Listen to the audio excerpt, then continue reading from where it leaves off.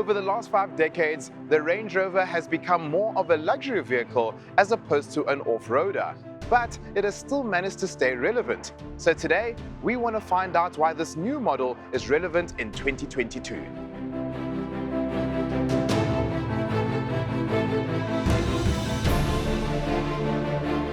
If you want your vehicle interior to resemble a yacht, you've come to the right place. To say that the inside of this Range Rover is plush is an understatement, and everything feels like it's too expensive actually. I'm a bit intimidated with this interior.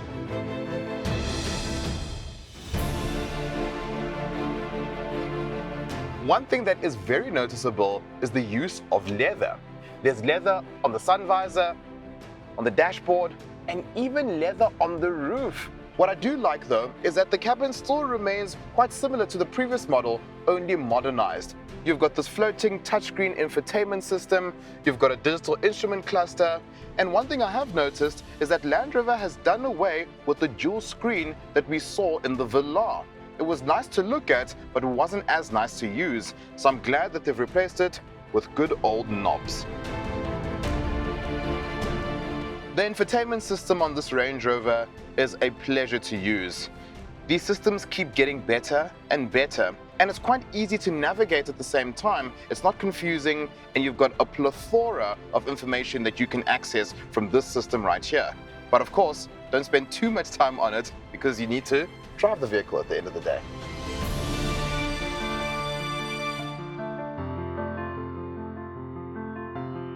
You know, when you look at these cars from the outside and you gawk over them, and then you get inside them and you drive these vehicles, it really is quite the experience. Just the sheer silence that you experience when you're driving a Range Rover like this, it's something that you won't experience in many other SUVs.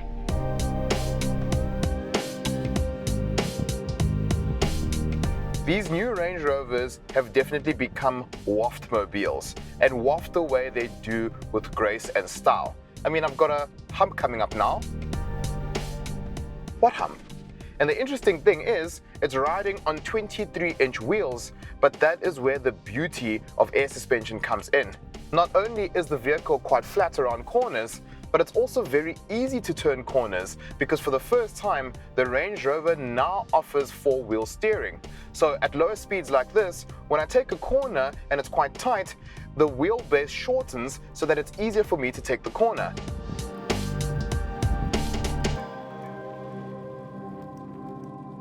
In terms of engines that are on offer, I've got a 3-litre inline 6-cylinder diesel that produces a healthy 258 kilowatts and 700 Newton meters. With a car this big, it's important for you to have tons of torque at your disposal. And 700 Newton meters, what more could you want? The beauty about owning a Range Rover like this is that it can be enjoyed from both the back of the vehicle and the front as well. So if I was a rear occupant enjoying the luxuries that come with a car like this, I'd also be having the time of my life. It's very versatile in that nature. You do of course have the option to have a longer wheelbase so that if you're the kind of person who wants to be driven all the time, you can also do that.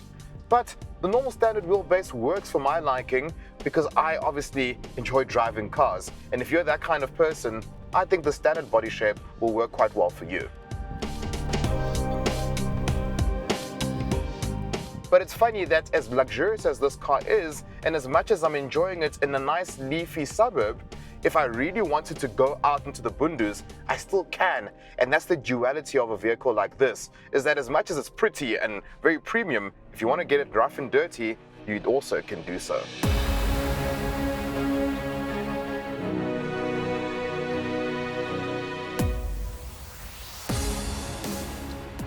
No matter the generation of Range Rover that you've got, you'll always have a split tailgate. Very nifty indeed. And the whole purpose of this was for it to be a picnic table, so you can happily enjoy your Range Rover on a Sunday afternoon. But as you can see, for us vertically challenged individuals, it might get a bit tricky, but that's not a problem. All I need to do is press that button and the vehicle lowers for me.